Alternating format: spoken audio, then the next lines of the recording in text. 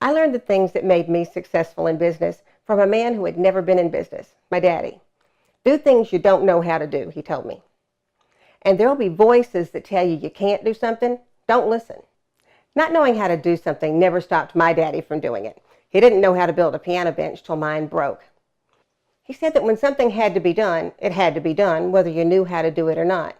He said there's always only one right next step.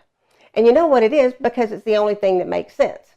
You find that and do it, and then you look for the next one.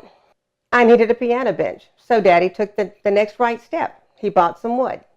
His lessons simplified my career in what can be a chaotic business. They gave me the courage to start a company when I didn't know how to do it. And they got me through some rough patches. The worst came 2 years after I started my business. I remember it was the night. I was sitting at my desk and tears were streaming down my face. We were in a recession. I'd been pulling money out of my personal account to keep the business afloat. And now rent was due and payroll was due and tuitions were due for my kids. And people made it worse. Everywhere I turned, they had been talking about how bad times were, and now their voices were screaming in my head. You're not going to be able to make it. Cut back. Cut employees. Get out of that expensive office. Times aren't getting any better. I sat there, and then I realized those voices were somebody else's. They weren't mine. They weren't Daddy's. I sat up and said out loud, I can too do this. This is a good business, and it's going to soar, and nobody's going to stop it. All I needed to do was find the one right next step.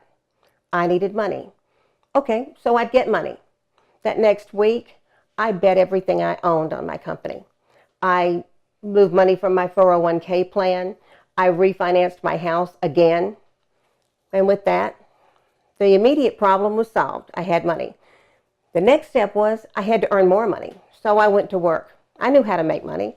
I got on the phone and I started talking to employers day after day and hour after hour.